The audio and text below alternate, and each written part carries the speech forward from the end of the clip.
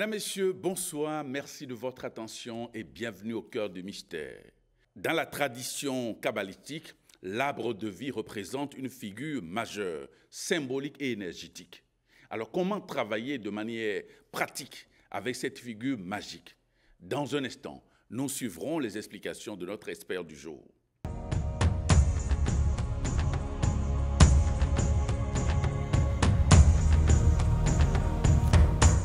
Et nous recevons ce soir Aristide Nounagnon. Il est le fondateur de l'école des arcanes majeures. Il est kabbaliste et mage. Aristide Nounagnon, bonsoir. Bonsoir, monsieur le journaliste. Merci d'être présent dans cette émission. C'est moi qui vous remercie. Alors, comment peut-on expliquer, ou du moins, comment est-ce que les séphirotes œuvrent-elles pour créer la vie? J'ai à côté de moi ici un arbre qui est l'arbre de vie kabbalistique. Un arbre composé de 10 sphères, 10 maisons, comme j'aime les appeler. 10 sphères que nous appelons les séphirotes, qui composent ensemble l'arbre de vie. Selon la Kabbale, toute la vie est présente sur l'arbre. Toute la vie. Il n'y a pas la petite partie de notre vie qui n'est pas sur l'arbre. Vous prenez l'eau qu'on boit, il y a sa place sur l'arbre. Vous prenez le feu que vous avez, que vous faites, avec lequel on fait on prépare à manger. Le feu est sur l'arbre. L'amour est sur l'arbre. Je cherche beaucoup d'argent, ça a sa place dans l'arbre. Comment je peux faire créer ça dans ma vie? C'est sur l'arbre. Si ce n'est pas dans ma vie, pourquoi c'est dans l'arbre. L'arbre constitue toute la vie. C'est pourquoi c'est appelé l'arbre de vie. Ça n'a pas ce nom-là par hasard. L'arbre de vie, c'est l'arbre schématisant toute la vie. L'arbre est pour un kabbaliste un sujet de recherche qui prendrait toute sa vie. Ouais. C'est clair. Avec des incarnations sur des incarnations, il n'aurait pas fini d'apprendre comment travailler, comment comprendre l'arbre et comment travailler avec l'arbre. Parce que comment comprendre l'arbre est une chose. Il faudra des méditations sur des méditations sur des méditations et beaucoup d'inspiration divine afin de comprendre l'arbre en entier.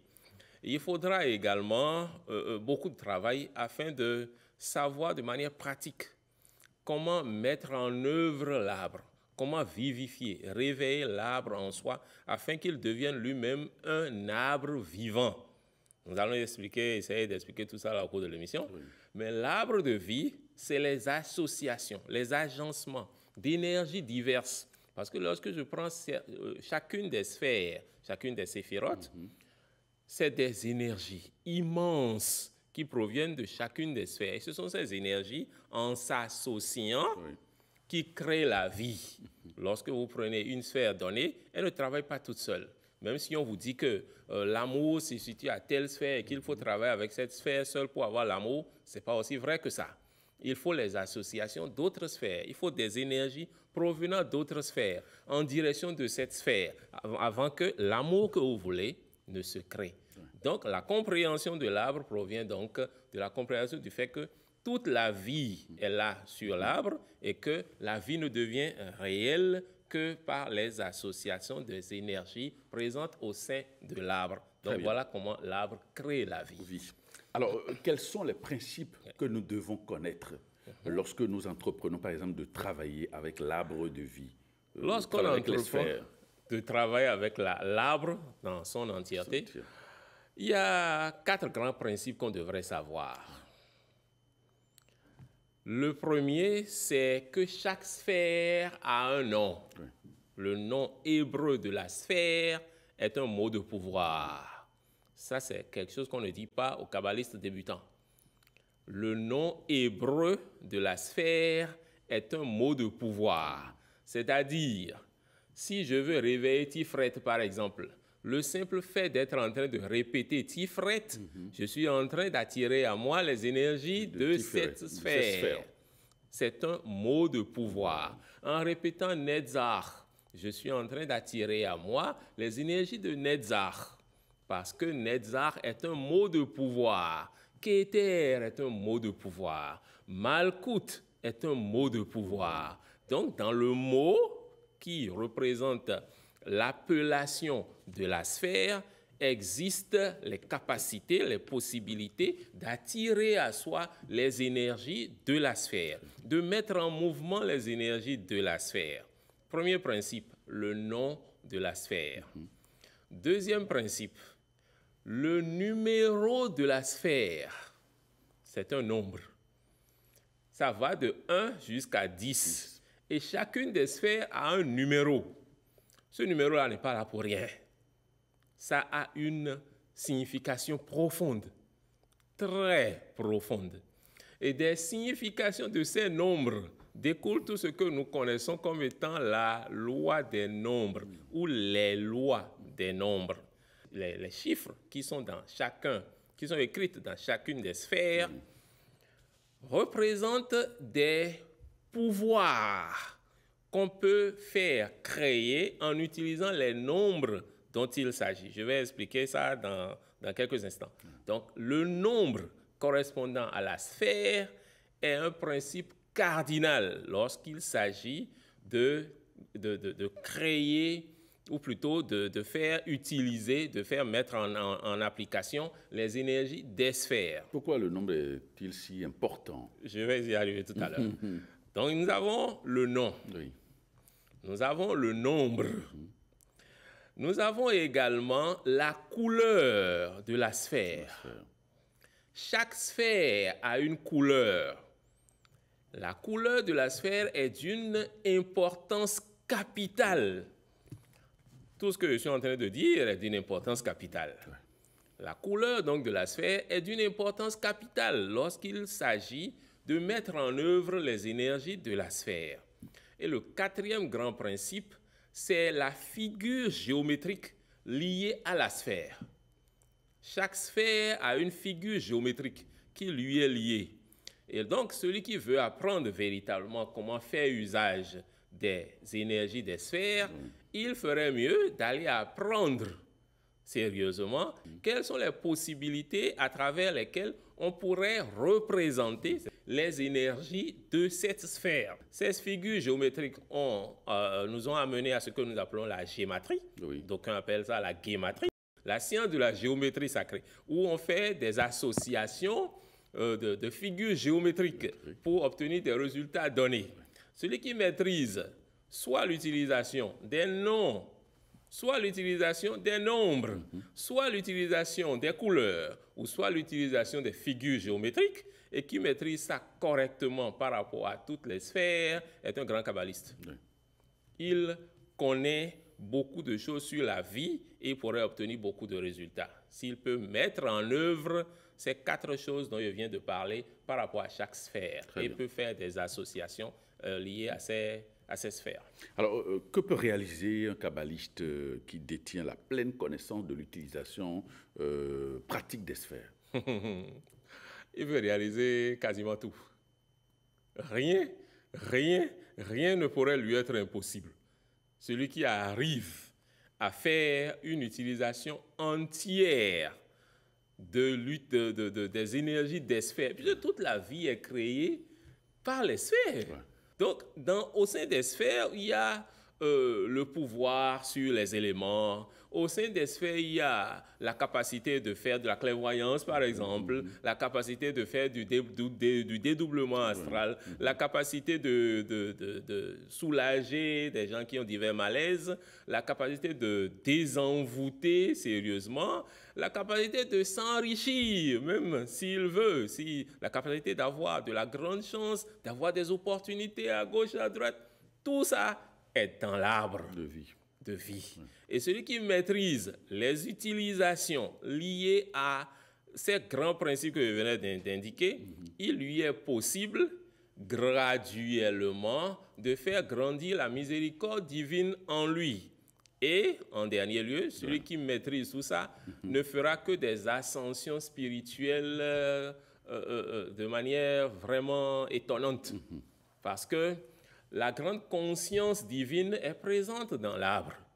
Tout l'arbre représente Dieu. Tout l'arbre représente l'homme. Ouais. Ainsi donc, pouvoir réveiller l'arbre ou pouvoir réveiller des parties de l'arbre, ça revient à se réveiller soi-même. Ça revient à faire un mélange des énergies humaines et des énergies divines. Vous êtes en train de faire une plus grande spiritualisation de votre être en travaillant de manière profonde sur l'arbre. Vous êtes en train de réveiller Dieu en vous. Et petit à petit, en faisant ces travaux sur vous-même, vous serez étonné que beaucoup de facultés, de capacités vous seront ouvertes. Parce que petit à petit, les entités divines vont commencer à vous aider à obtenir toute forme de résultat. Votre contact avec Dieu va être tout différent, puisque vous allez recevoir Dieu dans chacune des sphères. Oui. Et vous ne le recevez plus d'une manière purement religieuse. Ça devient une manière purement holistique, purement entière. Et donc, cette plénitude, vous allez vivre ça sous forme d'une miséricorde qui sera entière. Mais comment y arriver? Parce qu'il y a des ouvrages de la Kabbale, on parle de l'arbre de vie, on parle des sphères, on parle des noms divins, des 40 noms divins, etc. Mais à l'arrivée, ça a l'air théorique. Mais il faut des codes, il faut des clés pour vraiment pénétrer ces différentes dimensions. Monsieur le journaliste, vous avez demandé à pouvoir aider des gens qui seraient déjà sur le chemin et qui voudraient en savoir plus sur l'utilisation de l'arbre de vie. Des livres, j'en ai lu, beaucoup. La plupart des choses que je vais dire maintenant là, ne sont écrites dans aucun livre. Aucun. Je n'ai lu ça dans aucun livre. J'ai reçu ça par inspiration depuis près d'une quinzaine d'années.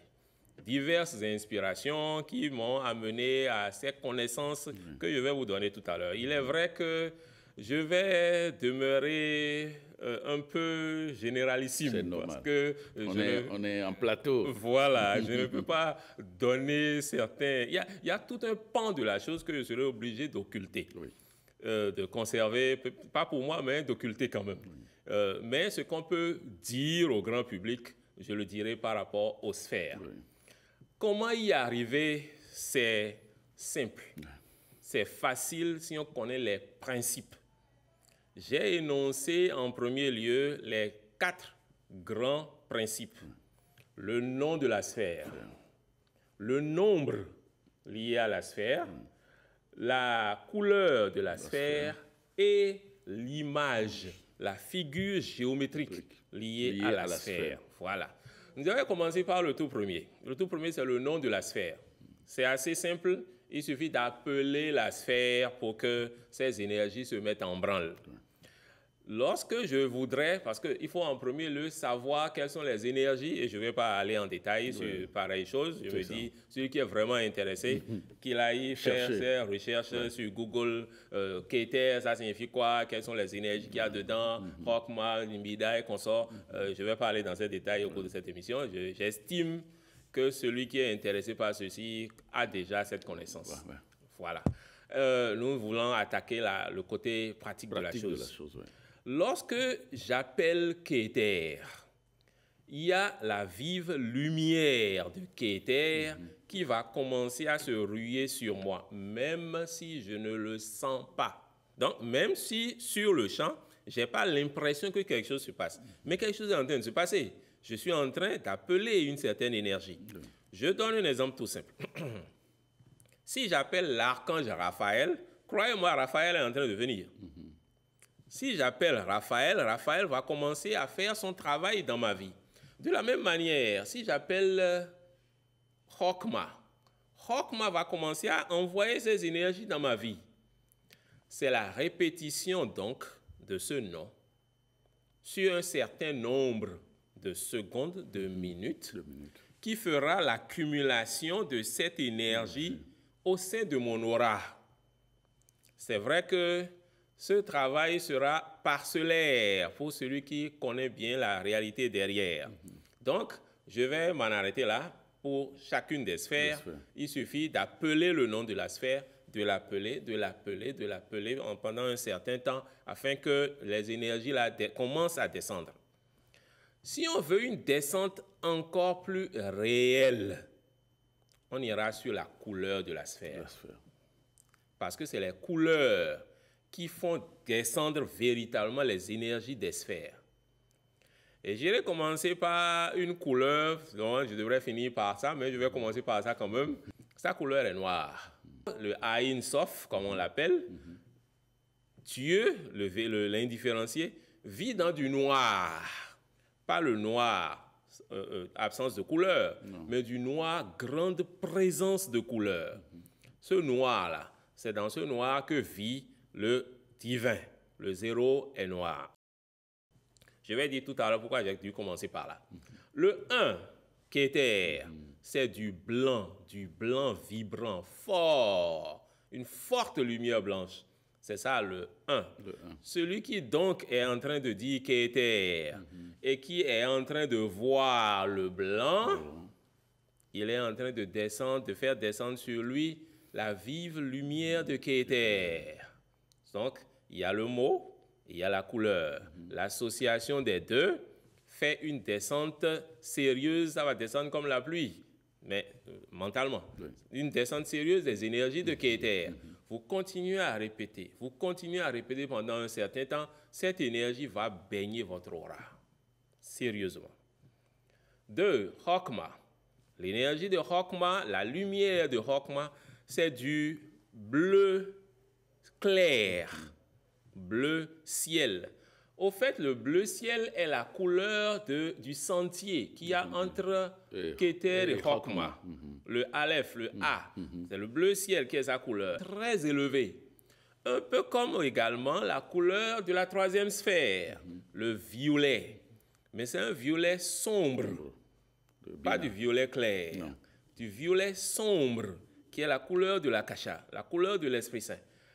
Le 3, donc, Binah, ne se révélera véritablement que pendant que vous êtes en train de dire Binah, vous êtes en train d'associer la couleur de la sphère.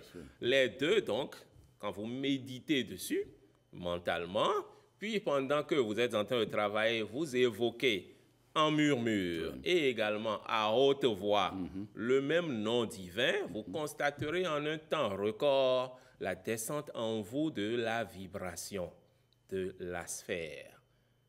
Nous allons descendre sur 4, Hesed, qui a du bleu, un bleu haut, c'est du bleu, le Hesed. Donc en travaillant sur ce bleu et en évoquant Hesed, la miséricorde divine va commencer à descendre sur votre vie. Miséricorde signifie que Dieu prend pitié de vous.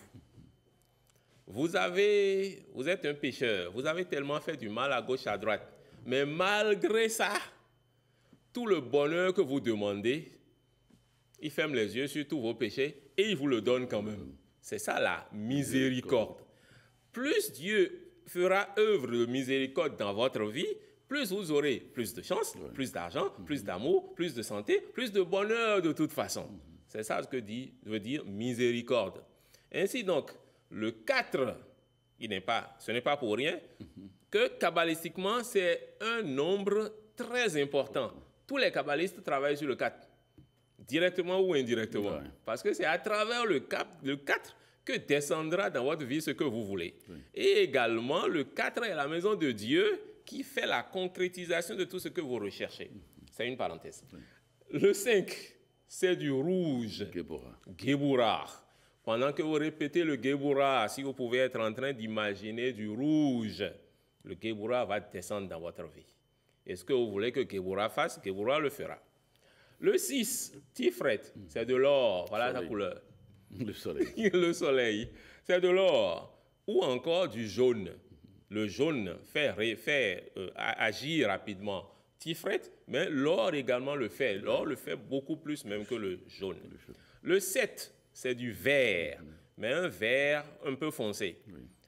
Il est vrai qu'on peut utiliser plusieurs notes de vert pour attirer à soi différentes parties de Netza.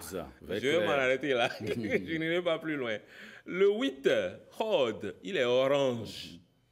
La visualisation de l'orange, de la couleur orange de Hod, pendant qu'on serait en train de répéter Hod, cela va faire créer dans la vie de l'individu les vibrations de Hod qui vont travailler sur sa mémoire, sur son intelligence et lui donneront beaucoup d'énergie. Le 9, Yesod.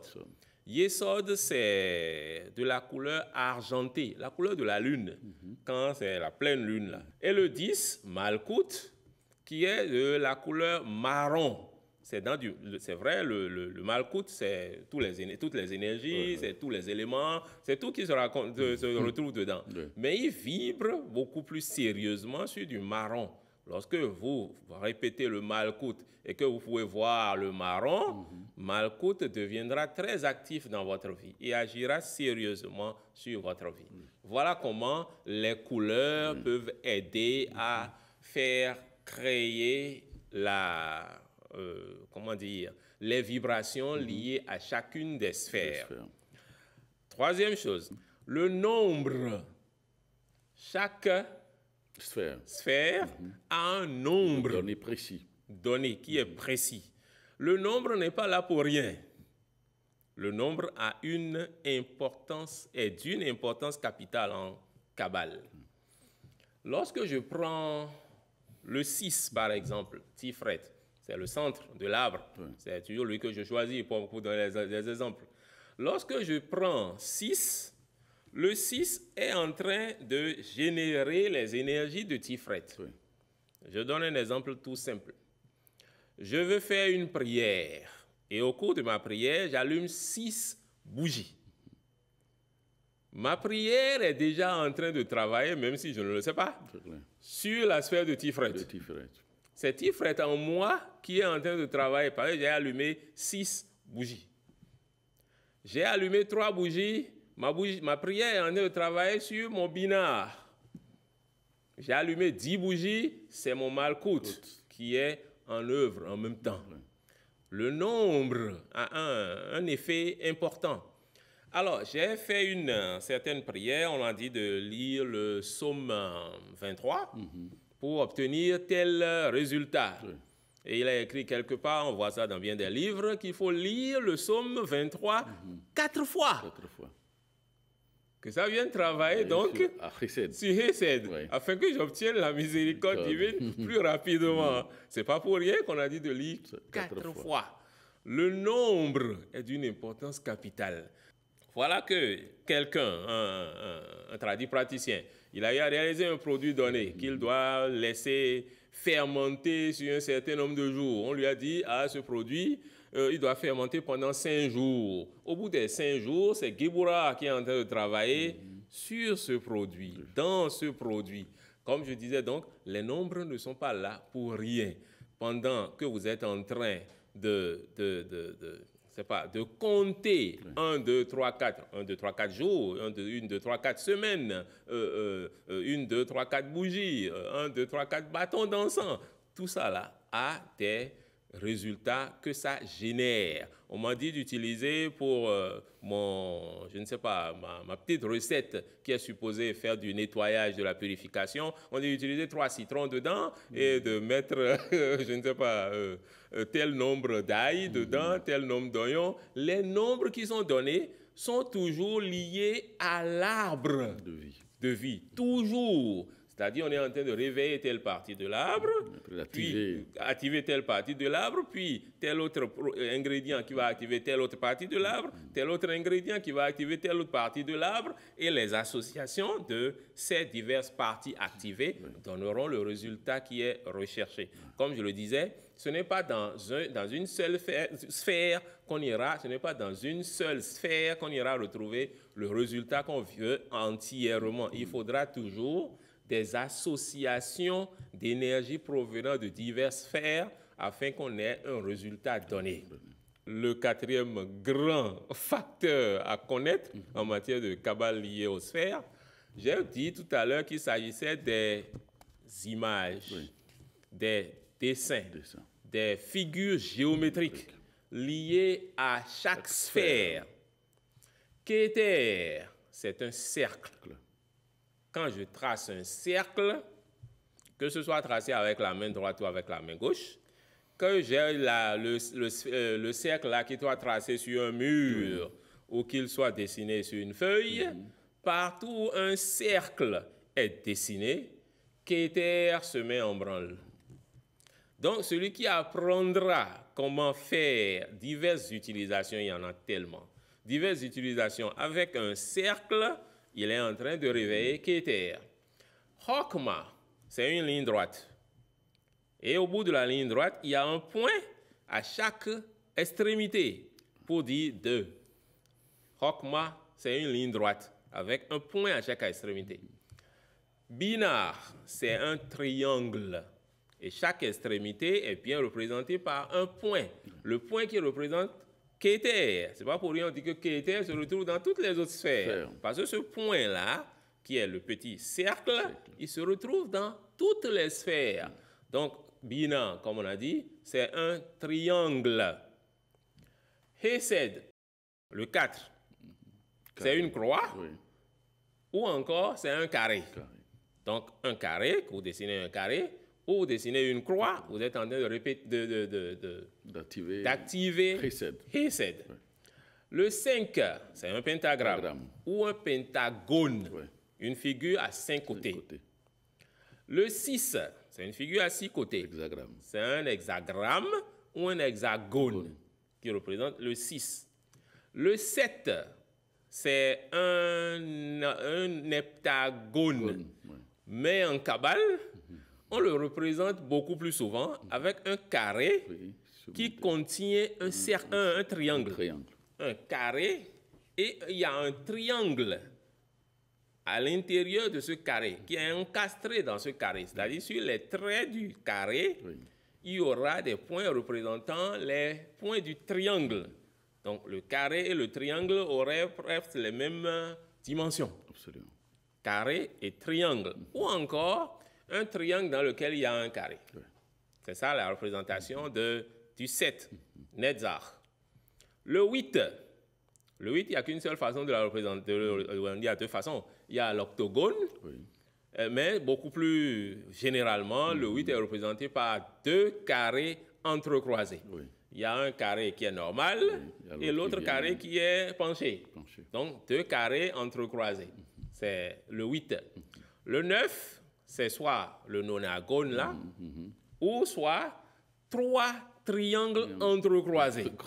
Donc, un premier triangle qui est normal, un deuxième triangle qui est entrecroisé, un troisième triangle entrecroisé. Les 3 là, entrecroisés, forment le 9.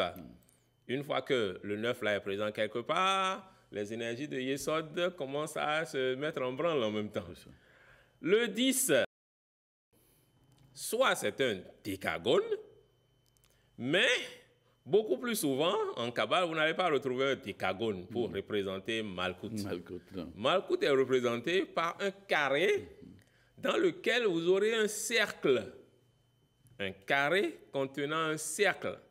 Mais beaucoup plus souvent, surtout les orientaux, ils représentent Malkout avec une roue. C'est-à-dire, c'est un grand cercle et il y a 8 branches égales dans cette roue. Ou encore, c'est une roue qui contient une croix comme ça et une deuxième croix qui est comme ça. Ça prend la forme d'un mandala? Oui, mais c'est dans le mandala qu'il y a ce 10. Il y a le 10, oui. Ouais, voilà. Donc, le 10, il y a plusieurs manières de le représenter. Et c'est souvent cette dernière manière-là qui est un cercle. Mais dans le cercle, il y a 2 croix entrecroisées. Il y a la croix normale et ce que nous appelons la croix de Saint-Jean. Et les 2, dans un cercle, représentent fortement le Malkout. Quelles sont les parties du corps liées à ces 10 sphères? Les parties du corps liées aux sphères, c'est... Je commence par le 10 pour monter. Le 10, c'est la région allant des hanches jusqu'aux pieds. C'est également les os. Tous les os du corps sont liés au 10. Et toute la région allant des hanches aux pieds. Les 2 bras également sont liés au 10. À Malkout. À Malkout. Le 9, le 8 et le 7, tous les 3 là, sont centrés dans notre hanche. La partie lombaire, c'est le 7, le 8 et le 9 qui sont dedans. C'est-à-dire, le 9 est véritablement centré sur le chakra, notre deuxième chakra, le Swadhisthana chakra. C'est là que le 9 est sérieusement centré. Mais il agit de manière, c'est pas seulement le chakra, il a une aura qui est bien grande. Le 7 est centré sur le sexe. Et le 8 travaille également dans la hanche. Donc, toutes ces trois sphères travaillent au même endroit. Le 6, c'est la poitrine. C'est le cœur. Mais du cœur à toute la poitrine. Ce n'est pas que le cœur. C'est le cœur. Solaire, tout ça. Voilà, c'est toute ça, cette zone-là. Le 5, c'est tout le côté droit du corps avec la tête. La tête, beaucoup plus, et tout le côté droit du corps. C'est ça le 5. Le 4, c'est tout le côté gauche du corps avec l'abdomen. Tout le côté gauche du corps et l'abdomen. C'est ça qui est le 4. Le 3, c'est le troisième œil, directement centré, qui normalement devrait grandir jusqu'à occuper un espace très, très, très grand. À prendre peut-être 1 mètre à 2 mètres tout autour du corps. Rien que le troisième œil, le 3. Le 2 est sur le côté du corps, au niveau de la tête. Ce n'est pas dans la tête. Non. Le 1 non plus n'est pas dans la tête. Le 1 est au-dessus du crâne, à 45 cm au-dessus du crâne. Il forme une grande sphère à 45 cm au-dessus du crâne. C'est là que le 1 est centré. Mais de là, le 1 travaille sur tout le corps. C'est-à-dire, lorsque vous faites des travaux sur Keter, vous allez constater que vous êtes en train de travailler sur tout votre corps. Parce que Keter, c'est tout le corps. C'est à partir de là, une action allant dans tout le corps. Keter, c'est tout le corps. Malkout, c'est tout le corps, oui, mais Malkout, c'est beaucoup plus concentré dans sa région. La région allant des hanches aux pieds, les 2 bras et les os sur tout le corps. Alors, comment faire des changements au niveau mental, astral et matériel en utilisant, par exemple, les énergies des les énergies des sphères? Alors, kabbalistiquement, il est dit que lorsque vous n'utilisez qu'une seule sphère, l'effet que vous recherchez sera un effet mental. Quand vous n'utilisez qu'une seule sphère. Quand vous n'utilisez qu'une seule sphère au sein de votre travail, vous voulez faire un certain travail, une certaine méditation, et au cours de ce travail-là, vous n'avez travaillé que sur une seule sphère, quelle que soit la méthode que vous avez utilisée. Quand vous travaillez sur une seule sphère, le résultat de ce travail-là sera purement mental. Mais pourquoi? C'est ce que dit la Kabbale.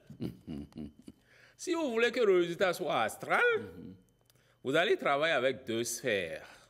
C'est-à-dire, qu'est-ce qui est astral? C'est tout ce qui est lié aux émotions. Tout ce qui est lié au démarrage des activités. Vous avez pensé à une activité, vous avez pensé, mais il faut démarrer ça un jour. Il faut l'impulsion, l'énergie pour se mettre au travail. Cette énergie, cette impulsion est astrale, purement. C'est le monde de la formation qu'on appelle l'astral, le Yezira. Donc, pour que les énergies liées aux sphères travaillent sur votre côté astral, il en faut 2 que vous allez faire ensemble, c'est-à-dire au cours du même rituel. Vous allez travailler sur le premier, c'est-à-dire la première sphère, et la deuxième sphère en même temps. Et donc là, l'effet sera astral. Vous allez constater au sein de votre corps astral le résultat que vous recherchez. Dans votre vie astrale, le résultat que vous recherchez sera obtenu beaucoup plus rapidement lorsque vous utilisez 2 sphères.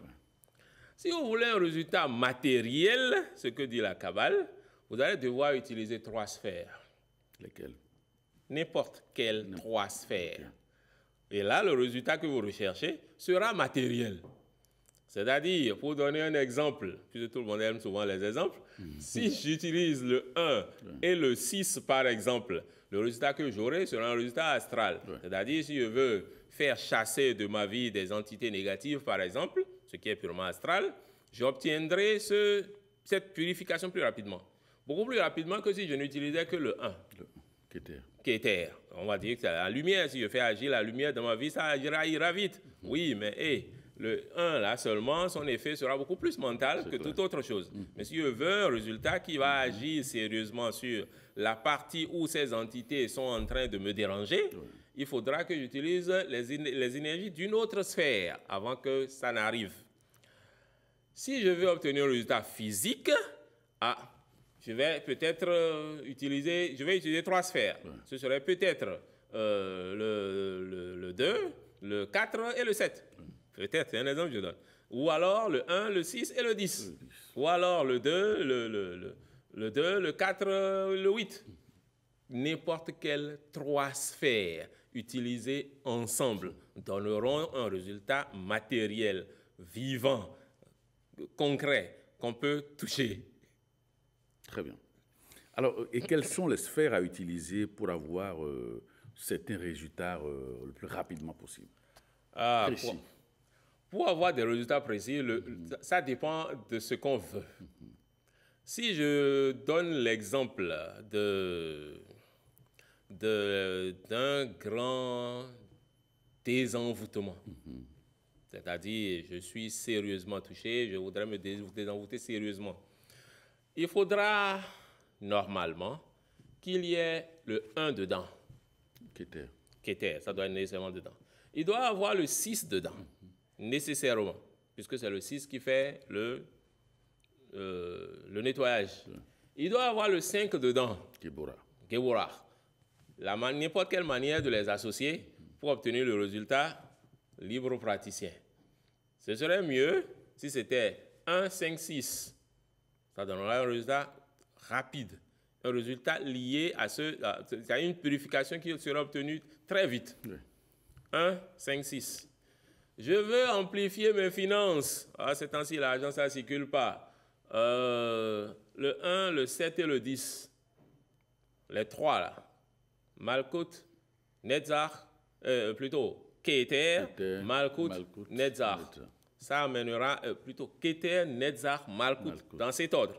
Kéter, Netzach, Malkout. Malkout, c'est la concrétisation de l'argent que je veux qui est au niveau de Netzach. Voilà, ça viendra vite. Je ne sais pas, n'importe quel résultat. Et comment vous expliquez le fait que de Kéter à Netzach et puis finalement ça se concrétise à Malkout? Comment expliquez-vous cette circulation énergétique? Comment expliquer la circulation énergétique? Les énergies sont présentes partout. Donc, ce n'est pas nécessairement qu'entre Kéter et Netzach, il y a ces énergies au milieu. Non. Tout est partout. Donc, Kéter est juste à côté de Netzach. Et ça vient de là, se densifie là, et on obtient le résultat au sein de Malkout. C'est des associations d'énergie qui produisent le résultat. Donc, si on va considérer que il y a Rockman sur le chemin, il y a Tifred sur le chemin, il y a Hesed sur le chemin. Non, ça ne marche pas comme ça. Toutes les énergies sont présentes un peu partout. Et donc, l'association se fait rapidement. Et la concrétisation se fait rapidement aussi. Je suppose quelqu'un qui veut avoir beaucoup de chance. Et alors, beaucoup de chance. Soit il fait le Kéter, Tifred Kéter. Ou alors, le Kéter, Tifred, Malkout. L'effet sera rapide. Quelqu'un qui veut obtenir une grande clientèle, beaucoup d'argent, il doit nécessairement faire œuvrer Tifred et soit il fait œuvrer le 4 ou le 8. Hesed ou Hod. Parce que, comme on va le voir tout à l'heure, les ordonnancements, les associations des éléments font qu'il faut nécessairement un truc lié à l'air et un truc lié à l'eau. Et c'est l'association des deux qui donnera le résultat de la clientèle qu'on recherche. Donc, il faudra nécessairement le roi de l'air, qui est Tifred, et soit le 4 ou soit le 8, où on associe le tout. Et qui va se densifier au sein du Malkout pour qu'on ait le résultat qu'on recherche. Donc, dépendant de ce qu'on veut, on peut faire les associations comme on veut. Très bien. Dépendant de la connaissance qu'on a de ces sphères. Il est vrai que certaines associations, très bien connues déjà, donnent les résultats super rapides. Super rapides. Et vous n'avez même pas besoin d'aller vous gêner. Vous constaterez l'effet aussitôt que vous êtes en train de faire le travail. Mais si vous faites vos propres associations, vous aurez le résultat également. Puisqu'il suffit de suivre les principes de la Kabbale. Il suffit de suivre les règles. Les règles disent, si vous pouvez associer 3 sphères, le résultat sera physique. Si on n'en utilise qu'une seule de ces sphères-là, le résultat sera purement mental. Une autre chose que la Kabbale dit, qui est un grand secret, que je vais révéler, mais en gardant seulement cela de manière générale. La Kabbale dit que, vous savez, tous les kabbalistes de tous les temps ont recherché le nom imprononçable de Dieu. Le nom de Dieu. Vrai. Le nom imprononçable. Son utilisation pratique, parce qu'on a toujours appris ça, on sait ça de manière théorique, mais son utilisation pratique provient de l'association différente de 4 sphères. Si vous pouvez user des énergies de 4 sphères séparément, vous seriez ainsi en train de prononcer le nom divin. Simple. J'avais parlé d'utilisation d'une sphère, de 2 sphères ou de 3 sphères ensemble. Mais si vous pouvez faire les utilisations de ces sphères et d'autres sphères, et d'autres sphères, et d'autres sphères, donc de manière séparée, et que ça peut faire 4, Dieu se manifeste. Et donc, le résultat que vous recherchez ne dépend plus de vous. Le résultat que vous obtenez ne dépend plus des énergies. Le résultat que vous recherchez dépend de Ein Sof. C'est-à-dire, en faisant ce que je viens de dire, vous venez de réveiller l'énergie étant au-delà même de Keter. C'est le Créateur qui se charge de porter à concrétisation le résultat que vous voulez. Ça change la donne. C'est vrai qu'il faut beaucoup de travail, beaucoup de méditation pour parvenir à faire l'utilisation de ça. Alors, comment l'alignement des séphirotes avec les différents éléments, à savoir le feu, l'eau, et la terre, peut-il affecter les pratiques spirituelles? Beaucoup. Normalement, il est dit que pour faire de la Kabbale, il faut commencer par bien étudier les éléments. Normalement. Et donc, ces éléments sont présents au sein de toutes les sphères. Toutes les sphères sont liées aux 4 éléments. Les 4 éléments sont présents sur toutes les sphères. Dans toutes les sphères. Dans toutes les sphères, il y a les 4 éléments. Mais pour réveiller certains éléments, certaines sphères font le travail beaucoup mieux.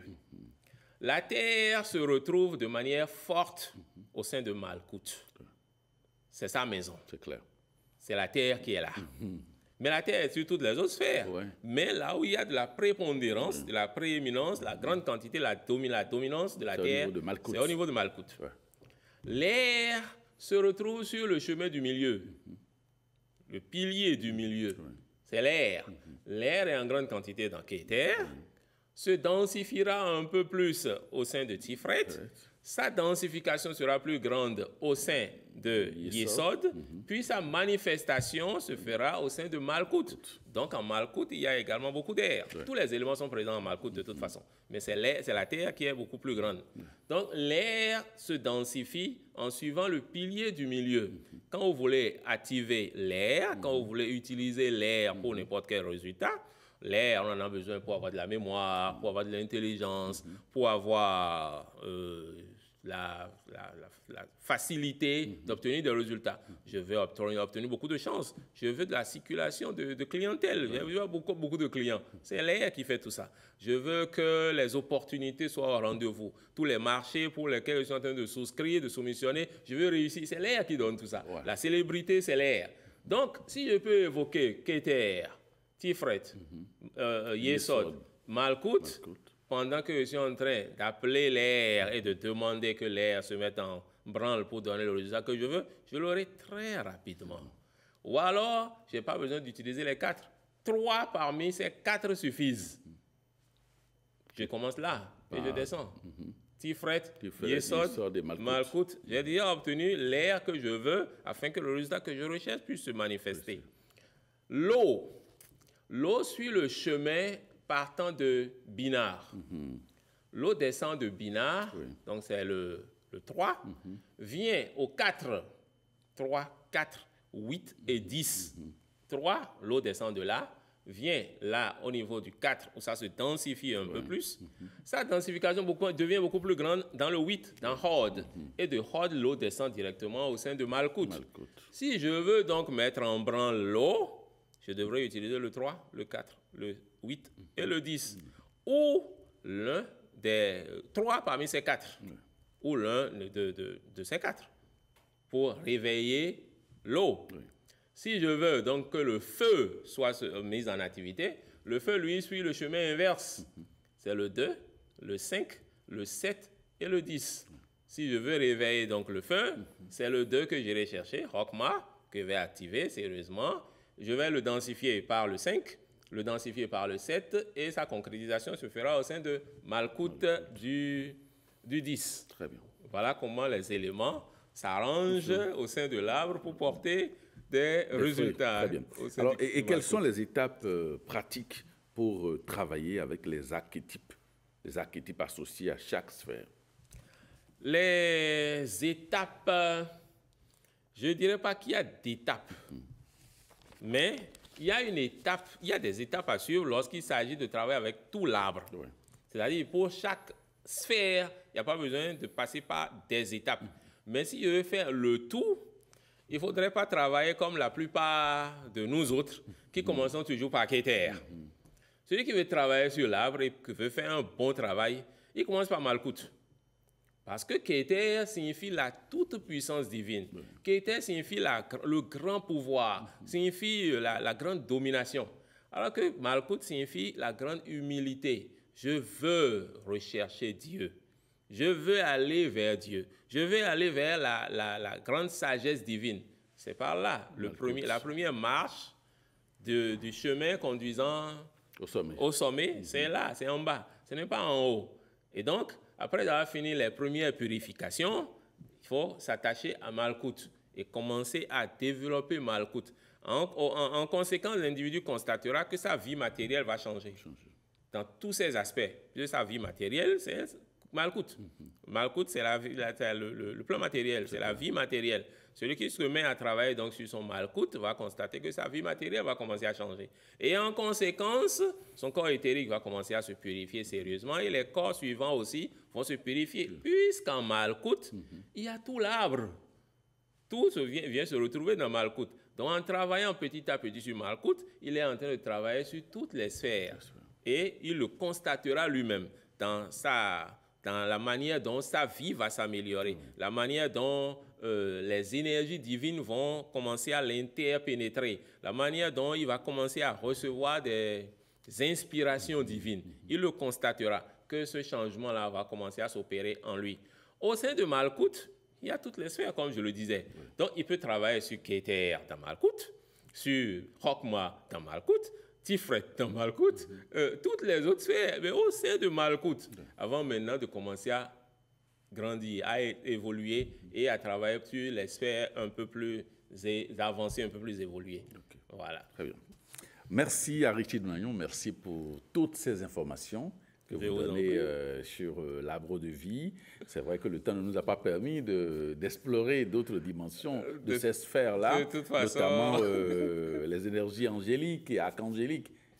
Mais on aura le temps de revenir encore sur ces différents aspects dans d'autres plateaux.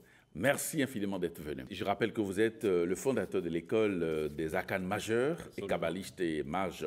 Merci infiniment. Amis téléspectateurs, vous faites très bien de nous suivre. Cette émission se referme.